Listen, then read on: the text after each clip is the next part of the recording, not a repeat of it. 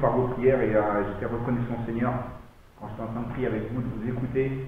Et une prière qui m'a touché beaucoup, c'est Seigneur, ouvre mon cœur, que ta parole que je puisse avoir un cœur ouvert à t'écouter. Et je crois que ça c'est maintenant, qu'on puisse avoir un cœur ensemble et ouvert à écouter la parole de Dieu. Donc on va juste prier, Seigneur, merci pour ta parole. Merci pour ton Fils Jésus-Christ qui est venu, Seigneur, qui est mort sur la croix pour nos péchés, pour nous pardonner, pour qu'on puisse avoir un accès libre à ce Dieu d'amour, à ce Dieu incroyable, à ce Dieu. Et Seigneur, prends soin de nous, et Seigneur, ce matin, qu'on puisse laisser nos tracas, nos soucis de côté, et notre semaine peut-être un peu chargée, et Seigneur, qu'on puisse vraiment se plonger à 100% dans ta parole, que tu puisses parler à nos cœurs, que l'on puisse, Seigneur, avoir un cœur ouvert. Et Seigneur, ce matin, juste parle-nous. Et Seigneur, merci parce que on peut ouvrir ensemble, Seigneur, ta parole librement. Et il y a des pays où ils ne peuvent pas le faire. Et Seigneur, ça c'est un grand privilège qu'on a. Donc, Seigneur, parle-nous ce matin que je puisse avoir un cœur ouvert. On te prie. Amen. Vas-y, clique. On va faire ça. Clique. Quand je dis clique, tu peux cliquer. Tout bénef. Ça va être le titre ce matin de la prédication, tout bénef. Alors, c'est vrai, j'ai passé un certain cap d'âge dans ma vie, mais je reste encore jeune. Donc vous allez voir que c'est une prédication aussi qui est jeune, qui bouge, ça marche. Et donc j'aimerais juste que vous puissiez m'accompagner dans Proverbe 8, 32-36. J'aime beaucoup votre télé là-bas, ça va m'aider énormément. Merci, comme ça je n'ai pas besoin de me retourner. Proverbe 8, 32-36, alors c'est un livre qui est incroyable. Proverbe, c'est un des livres, peut-être que maintenant, de plus en plus, et depuis que je suis revenu en France, et je passe du temps dedans. Et je demande au Seigneur chaque matin de me donner de la sagesse pour les mots que je vais utiliser, pour ce que je vais faire durant la journée, avec les rencontres avec qui je vais être, et que le Seigneur vraiment me donne sa sagesse. Et donc ce livre est un livre inépuisable. Et c'est un livre que tu le lis, tu le relis, et relis encore et encore et encore et encore, et tu apprends énormément de choses. Et tu te dis, Seigneur, je suis très loin d'être sage. Je suis très loin d'être sage, et donc donne-moi ta sagesse. Mais Proverbe 8, 32-36, c'est un passage qui m'a marqué, et pendant que je faisais mon temps personnel avec le Seigneur, mon culte personnel. Et donc la Bible dit, la parole de Dieu dit, et maintenant, mes fils, écoutez-moi. Heureux ceux qui persévèrent dans mes voies. Écoutez l'instruction pour devenir sage. Ne la négligez pas, pardon. Heureux l'homme qui m'écoute, qui veille chaque jour sur mes portes et qui garde l'entrée de ma maison. En effet, celui qui me trouve a trouvé la vie, il a obtenu la faveur de l'Éternel. Wow. En revanche, celui qui pêche contre moi, se fait du tort à lui-même. Tous ceux qui me détestent aiment la mort. Et donc quand je pense au mot de sagesse, quand je parle et je réfléchis à la sagesse de Dieu, je me suis dit, ok, quel meilleur endroit pour trouver la sagesse de Dieu? Tout simple, Proverbe, on ouvre la Bible, on prend Proverbe et on commence à lire Proverbe. Mais vous savez quoi?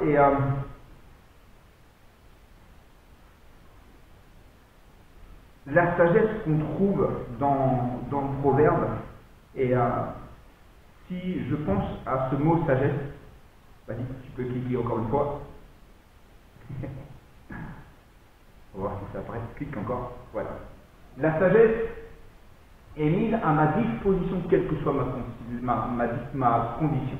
C'est-à-dire que hommes, femmes, enfants, grands-parents, parents, si je prends ce livre, elle est à ma disposition.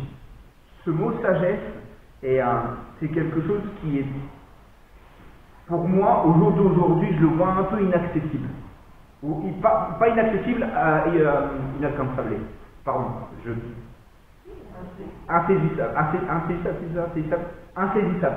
Je vois ça tellement, mais tellement loin, et je me dis, mais Seigneur, waouh quoi, comment je peux arriver à atteindre ce niveau de sagesse, comme Salomon il a eu, parce qu'on le voit, Salomon c'était un roi incroyable, et la sagesse qu'il avait, ou quand il a dû prendre des décisions, et il y a une histoire qui m'interpelle et qui me fait bouger énormément la tête, c'est par rapport à ce bébé et à ses deux mamans, Et quand il a dit, il a dû choisir entre la vie et la mort par rapport à ce bébé-là pour savoir c'était qui la vraie maman, je me dis waouh, la sagesse qu'il avait, et les décisions aussi qu'il a prises. Bon, après, c'est un peu dérivé, mais au début, c'était quand même, et c'est le roi le plus sage. C'est le roi le plus sage. Mais, quand je pense à sagesse, de mon point de vue personnel, et ben en fait, je vois que je suis un peu court. Et que la réalité de ce que la Bible me décrit, et ben, il y a un gouffre énorme entre ma sagesse et la sagesse que Dieu veut me donner, que la sagesse de Dieu elle-même. Et comme je l'ai mis là, cette sagesse, elle est mise à ma disposition, clique, encore une fois. Mais c'est aussi, comme on le voit ici, me montrant qu'il y a un mode de vie incroyable, un chemin de vie, parce qu'on le voit dans le verset 35 et 36, il y a un chemin de vie par rapport à la sagesse, mais également, il y a toujours l'autre côté de la pièce, un chemin de mort. Et on le voit, hein, 35, 36, en effet, celui qui me trouve à trouver la vie et obtient la faveur éternelle. En revanche, et j'aime beaucoup ces deux mots-là, en revanche, celui qui pêche contre moi se fait victoire lui-même. Tous ceux qui me détestent aiment la mort. Et là, c'est direct, c'est cash. Et donc, le plus incroyable, c'est que cette sagesse-là peut être mon compagnon de tous les jours. Et le Seigneur me demande que cette sagesse doit être mon compagnon de tous les jours. Donc c'est un défi que je me suis lancé de dire chaque matin quand je me lève, juste avant de faire mon temps avec le Seigneur, je dis Seigneur, donne-moi ta sagesse pour que je puisse entendre, comprendre ce que tu veux me dire, comment je peux l'appliquer également. Et donc, mais également la sagesse, on le voit dans tout le chapitre 8, c'est aussi le compagnon de Dieu lui-même. Et depuis l'éternité, il a été présent avant la fondation du monde, et il est présent encore aujourd'hui, il sera encore présent demain. Et on verra un peu plus tard dans toutes ces œuvres qu'il fait. Et en d'autres mots, ça me surprend davantage que le Seigneur, même moi, un pécheur, qui chute, qui a des faiblesses, mais également aussi, c'est à ma disposition. Et c'est ça qui me rend fou, et c'est ça que je suis reconnaissant au Seigneur ce matin, de dire merci parce que tu me donnes cette sagesse-là. Et donc Proverbe 8 et 32 commence et maintenant. Clique. Donc, comme je vous dis, c'est un avertissement aussi de savoir qu'il y a deux côtés de la pièce. Encore clique. Proverbe 32, 1, et maintenant mes fils, écoute. À partir de ce matin, quand vous allez ressortir, ça va être différent. Vous allez être différent. Mais c'est votre choix. C'est mon choix. Quand je suis rentré d'une manière. On ouvre la parole de Dieu, on peut ressortir différemment. Mais c'est ma responsabilité. Et donc à partir de maintenant, ce n'est plus une option. On n'a plus cette option-là de dire « Ah, mais je ne savais pas » ou « Je n'étais pas trop au courant ». Maintenant, tout de suite, qu'est-ce qu'il faut faire? Et maintenant, mes fils, écoutez-moi. Écoutez-moi. Écoutez l'instruction. Deux mots qui changent tout. Deux mots qui changent tout. Il faut prêter l'oreille. Et souvent, je ne sais pas vous, mais moi, ça m'arrive trop souvent de prêter l'oreille à des amis, de prêter les oreilles ou de prêter mes oreilles, d'écouter, et au lieu d'écouter la parole de Dieu, j'écoute peut-être des conseils ou j'écoute des personnes et je prends plus appui sur des personnes que sur la Bible même quand je dois prendre une décision, quand je dois prendre, quand je marche jour après jour. On prend aussi conscience, et on le voit dans ce monde-là, que les personnes qui ne connaissent pas Dieu, ils prêtent attention à quoi? À l'argent. Ils prêtent attention à leur travail. Ils prêtent aussi attention à leur famille. Et on voit ce que ça donne. On voit ce que ça donne. Proverbe 8, 10, 11 dit « Préférez mes instructions à l'argent et à la connaissance à l'or plus précieux. En effet, la sagesse vaut mieux que les perles. Elle a plus de valeur que tout ce qu'on pourrait désirer. » Et lorsque on arrive à ce point-là, de préférer les instructions à l'argent, de la connaissance à l'or, et que la sagesse vaut mieux que les perles, vaut mieux que tout ce que le monde me propose, je crois qu'on commence à mettre les priorités où elles doivent être. Et ça m'arrive de m'évaluer.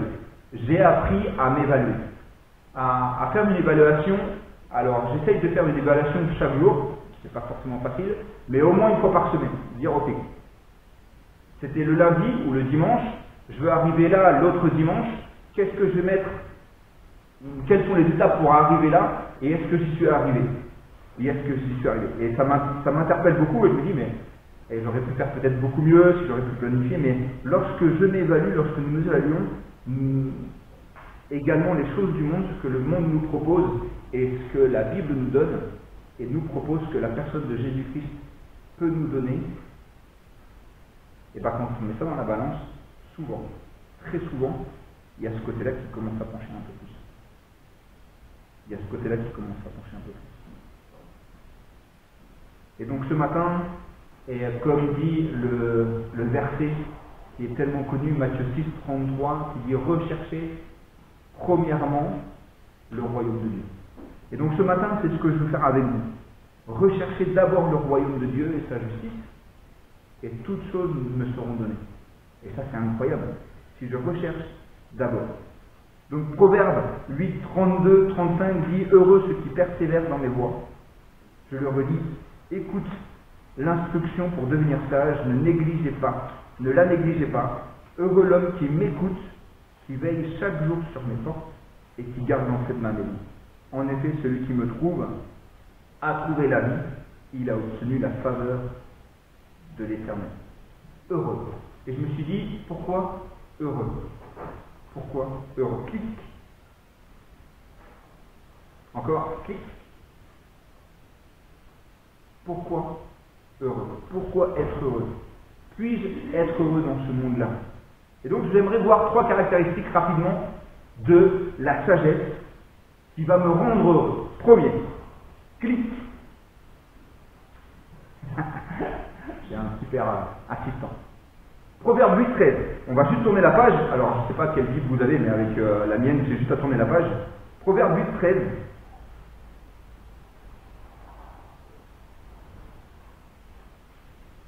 Et c'est pas 8, 13, c'est 8, 12, pardon. 8, 13, pardon, oui, c'est bon. Non, c'est 8, 12. Moi, la sagesse, j'habite le discernement et je possède l'art de la réflexion. Pardon, excusez-moi. Les caractéristiques de la sagesse, c'est bien le 13, mais juste avant, on va passer au 12. Proverbe 8, 12. Moi, la sagesse, j'habite le discernement et je possède l'art de la réflexion. Et quand j'ai lu ce verset-là, j'ai dit, Seigneur, ouf, là je suis mal. Là je suis mal. La parole de Dieu nous présente très clairement que la sagesse, c'est la personne de Jésus-Christ.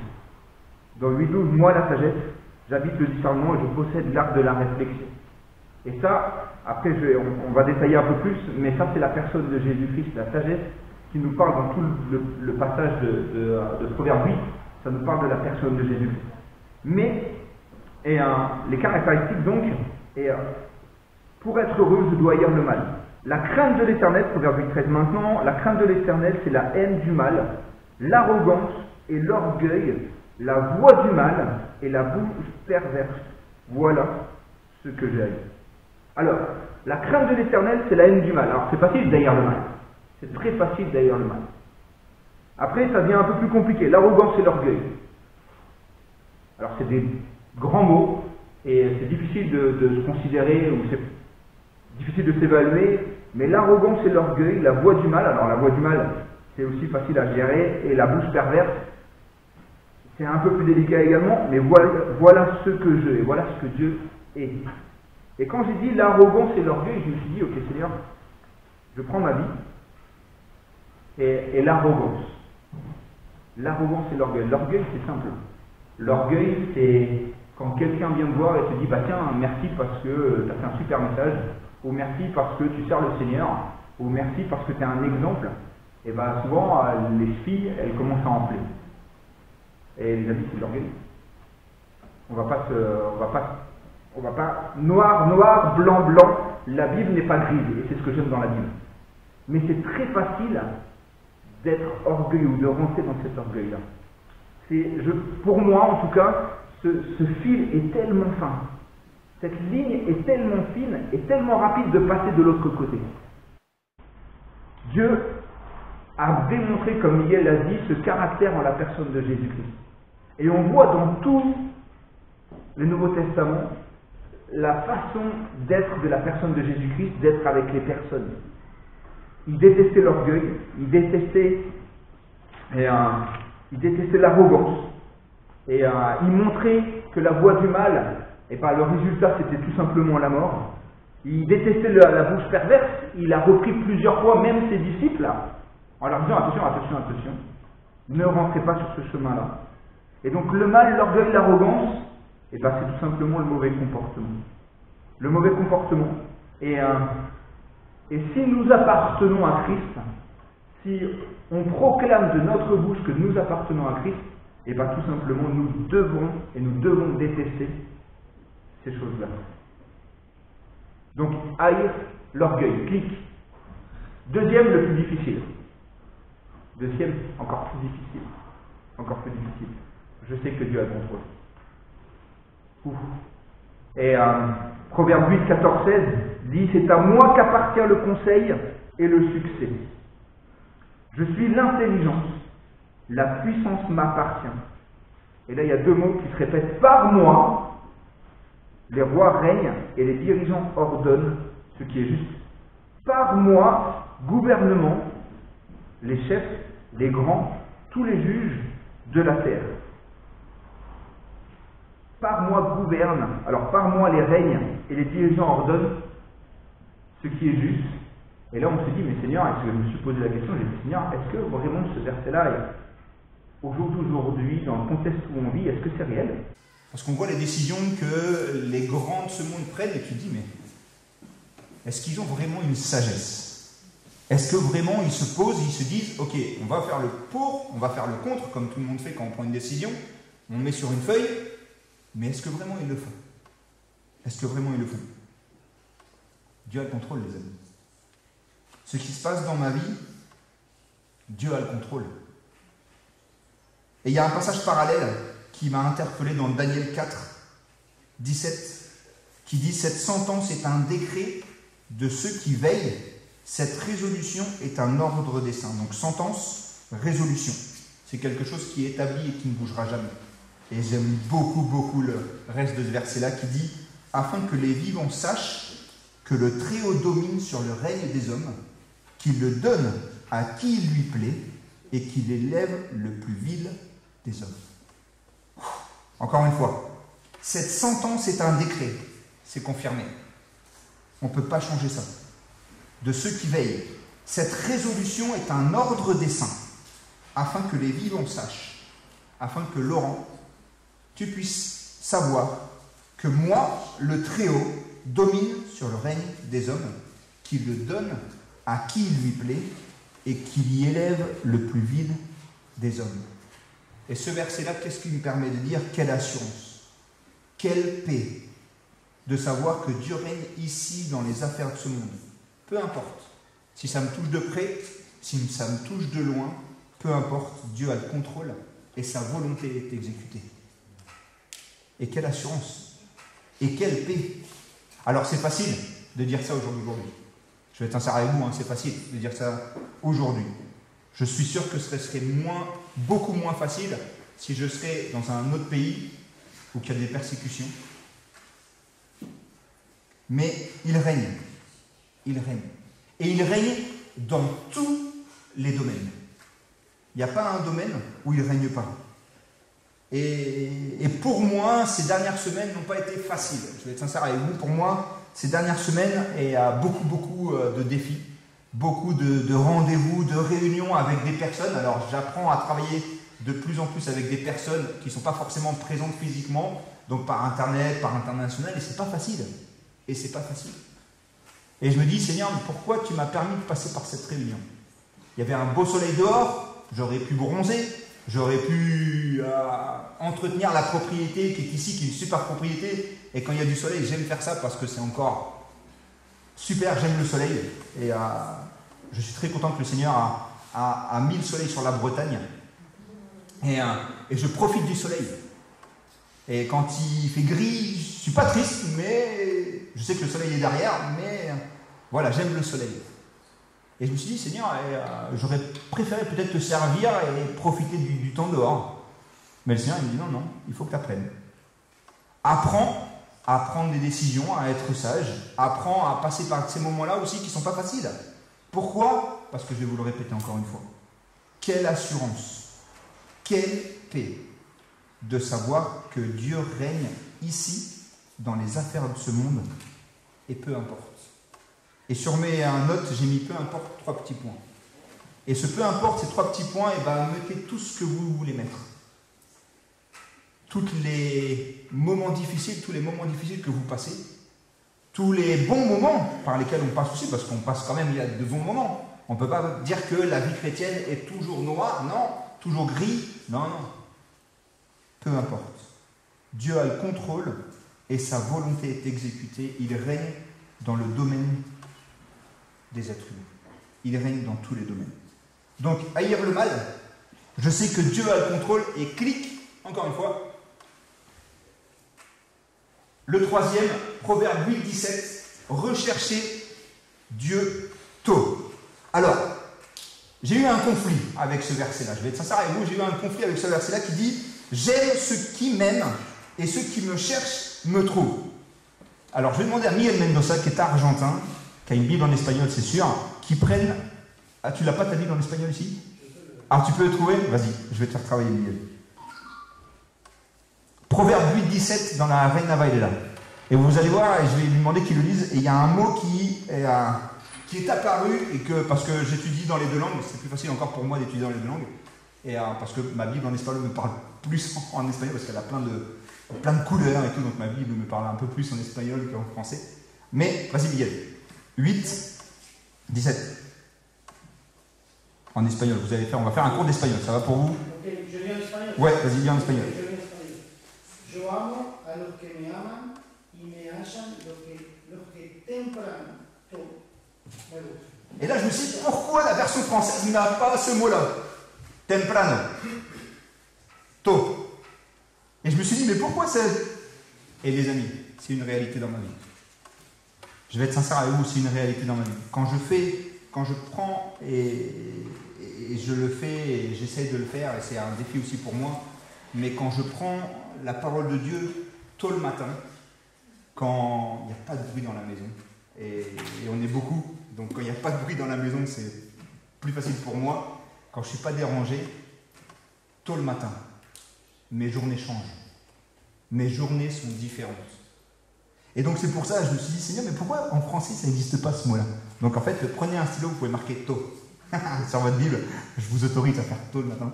Mais il y a Proverbe 8, 17 qui dit, ceux qui me cherchent tôt en espagnol, et vous savez quoi, dans 2 Samuel 12, 24, 25, on va le prendre juste rapidement ensemble.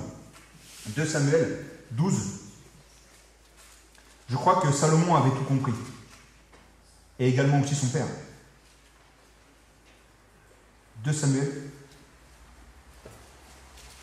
12, versets 24 et 25 dit « David consola sa femme Bathsheba. » Vous connaissez l'histoire. « Et il allait vers elle et coucha avec elle, et elle mit au monde un fils qu'elle appela Salomon, et que l'Éternel aima. » Et ça c'est incroyable.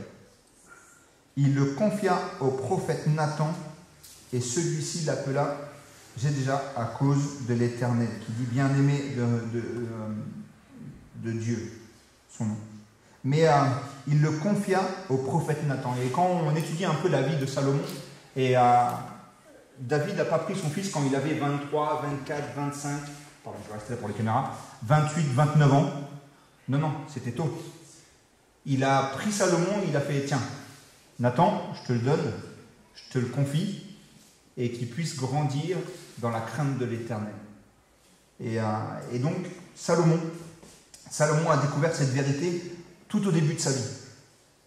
Et comme je vous l'ai dit, c'est une réalité.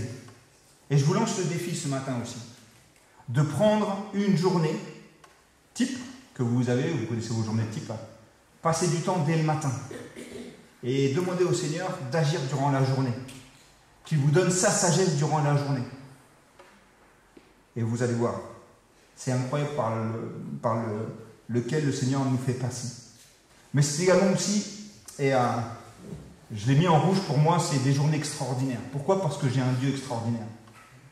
Et j'essaye, à partir de maintenant, j'essaye, et ça fait quelques années maintenant, pas vraiment à partir de maintenant, mais ça fait quelques années, que j'essaye de toujours voir des points positifs. Pourquoi? Parce que j'ai un Dieu extraordinaire. Et si je place Dieu en premier, ma journée va être extraordinaire. Et il va y avoir des choses extraordinaires que le Seigneur va faire.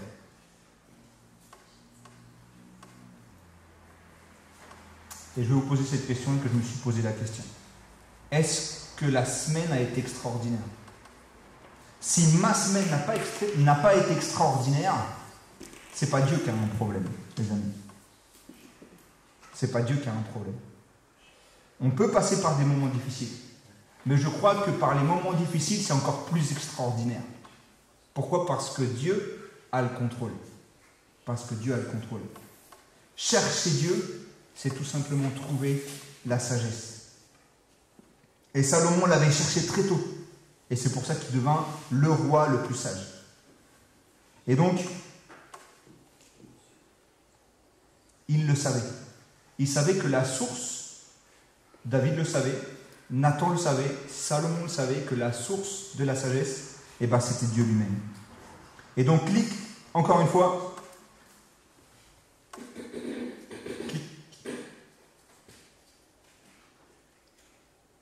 clique, je ne sais pas pourquoi c'est pas ça, voilà. C'est tout bénéf. C'est tout bénéf pour nous. C'est tout bénéf pour moi. Proverbe 8, 18, 21 dit « Avec moi sont la richesse et la gloire. Avec moi sont la richesse et la gloire. Les valeurs élevées et la justice. Mon fruit est meilleur que l'or pur. » Et là, il fait une comparaison avec le top de ce monde. La richesse, la gloire, le top de ce monde. L'or, le top de ce monde. Il n'y a pas mieux que l'or. Ça marche. Et le profit qu'on tire de moi est préférable à l'argent. Donc le Seigneur nous montre une comparaison. Il me dit, ça c'est le top du monde. Et moi je suis encore au-dessus du top de ce monde. Ma sagesse, ça c'est le top du monde. Mais ma sagesse, elle est encore au-dessus. Je marche sur le chemin de la justice, au milieu des sentiers du droit, verset 21, pour donner des biens en héritage à ceux qui m'aiment. Tout bénef. C'est tout bénef. Pour donner des biens en héritage à ceux qui m'aiment et pour remplir leur trésor. Et qu'est-ce que je mets dans ce coffre qui est mon trésor, qui est ma vie? Qu'est-ce que je mets en place? Les amis, ce matin, c'est tout bénef. Si on place Dieu en premier, le plus grand des trésors, nous l'avons ici même. Nous l'avons tous les jours à notre disposition. C'est la personne de Jésus-Christ. Mais souvent, trop souvent, prends un café sur mon canapé qui est confortable. C'est des canapés relax. T'appuies, fais Dieu, Seigneur, mets-toi relax. Je m'occupe de toi aujourd'hui. Fais-toi une pause. Le relax. Le plus grand des trésors, nous l'avons. C'est la personne de Jésus-Christ. Et vivre selon sa sagesse, est une vie incroyable. Alors, pour ceux qui me connaissent, j'aime être joyeux. C'est rare de me voir triste. C'est rare. C'est assez rare. La vie est belle. Ça, c'est mon slogan personnel. Et j'aime le fun. J'aime quand les choses bougent. Ça, c'est moi. Et je me souviens, quand on a commencé à avoir les 5 enfants, je disais à Karine, il faut qu'on fasse un truc de malade. Il faut que ça soit notre maison, soit un endroit où nos enfants s'éclatent. Parce que c'est pas la vie n'est pas triste. La vie est joyeuse avec le Seigneur. La vie est joyeuse. Donc, aimez Dieu et lui se charge de tous. Clique. Pardon, je fais un peu trop vite. Clique. Voilà, c'était le verset que j'avais lu. Clique. Ouais, clique encore. Ça va aller plus vite. Hop là. C'est génial. Aimer Dieu, lui se change du reste. C'est tout. Et vous savez quoi? Aimer Dieu. Alors, il y a un slogan qui est français, qui dit c'est simple comme bonjour. Pas forcément. Pas forcément sur ce point-là, mais aimer Dieu. Et lui se charge du reste. Et lui se charge du reste. Et donc pour terminer, Jean 1 Corinthiens 1, 24, 30, je vais pas vous les, on va pas les prendre ensemble. Hébreux 1, c'est des passages qui nous montrent la sagesse. La source de la sagesse. La source de la sagesse. Et il y en a plein d'autres. Ce livre est rempli de la source de la sagesse, qui est la personne de Jésus-Christ. Et vous savez quoi? Clic. Souvent la sagesse, on le prend pour ça. Clic. Est-ce que vous connaissez?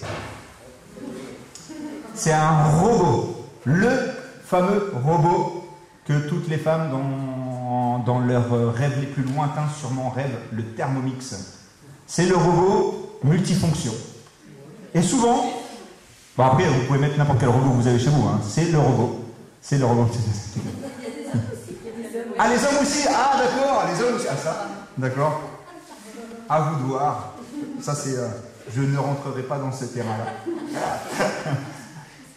Mais vous savez quoi, la sagesse, souvent, on la prend comme ça. Comme ce fameux Thermomix. Ce fameux robot. Allez, clic. On va commencer à faire une recette. 300 grammes d'argent. 150 grammes de ce que vous mettez dans votre vie. Clique encore, s'il te plaît. Et je suis breton, donc je suis en Bretagne, donc j'ai mis quand même des recettes bretonnes. J'ai cherché, j'ai trouvé des recettes bretonnes. Clique encore. Souvent, on considère la sagesse un peu comme ça. Un livre de recettes. Oh, si moi j'arrive à me débrouiller, je mets un peu de ça, ça va fonctionner, je mets un peu de ça, j'appuie sur le bouton, tout tourne, je mets au four, 10 minutes, bon 10 minutes c'est un peu court, on va dire 45 minutes, 1 heure, 1 heure et demie, ça dépend le plat, on le ressort et on essaie de s'arranger avec. C'est pas ça. Dieu ne nous demande pas de mettre nos capacités. Dieu ne nous demande pas de mettre nos intérêts. Dieu nous dit « aime-moi ».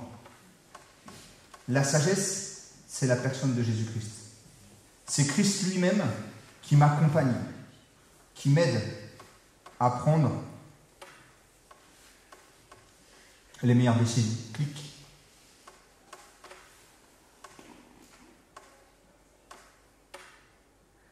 Et pour que tout soit bénéfique, pour que tout ça soit tout bénéfique pour ma vie, et bien Christ doit être à la première place.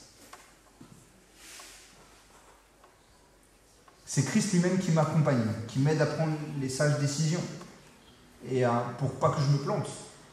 Mais également aussi, et amen pour ça, et je suis très content, et je remercie le Seigneur aussi pour ça, c'est qu'il me prend, et il me remet dans le droit chemin quand je tombe.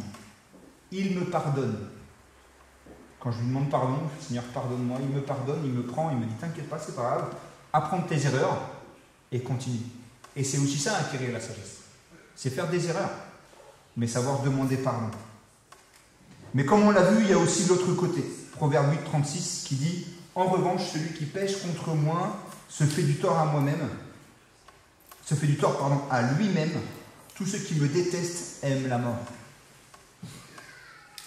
En revanche. Et c'est ça l'autre côté de la pièce. Celui qui pêche contre moi. Et les amis, on a la solution. Ce que le Seigneur me met de plus en plus à cœur, c'est les personnes qui m'entourent. Les personnes avec qui je côtoie pour aller au magasin, les personnes avec qui je vis, mes voisins, les personnes que je croise. Et j'ai demandé au Seigneur, Seigneur, donne-moi vraiment un cœur aussi compatissant par rapport à eux. Parce qu'eux, ils ne la connaissent pas, cette sagesse-là. Et je suis sûr qu'ils aimeraient la connaître. Et j'ai la solution. Je l'ai à portée de main. Et donc la sagesse, comme je vous l'ai dit, la sagesse, c'est Christ. À la première place. Et quand Christ est la première place, les amis, à travers le masque qu'on a, parce qu'on a un masque le dimanche matin, et il y a un grand sourire qui apparaît. Pourquoi? Parce que la vie est formidable avec Christ. La vie est extraordinaire. Et Christ, comme l'a dit Miguel, et je veux le ressouligner avec un fluo, et que vous puissiez aussi le souligner dans votre vie, Christ, c'est la joie de Dieu. Christ, c'est tout simplement la joie de Dieu. Pourquoi? Parce que Matthieu 3, 17, et voici, une voix fit entendre des cieux ces paroles. Celui-ci est mon Fils bien-aimé, en qui j'ai mis toute mon affection. Christ est venu chercher ce qui était perdu. Moi, vous et ceux qui sont encore dehors. Luc 9, 10 dit, car le Fils de l'homme est venu chercher et sauver ce qui était perdu. Ésaïe 55, 3, et ça va être le dernier verset qu'on va prendre ensemble. Ésaïe 55, 3.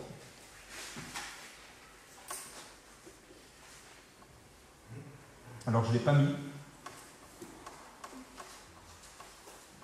Ésaïe 55, 3 dit, prêtez l'oreille et venez à moi. Écoutez, prêtez l'oreille. Venez à moi et écoutez. Et votre âme vivra. Je traiterai avec vous une alliance éternelle pour rendre durable mes faveurs envers vous.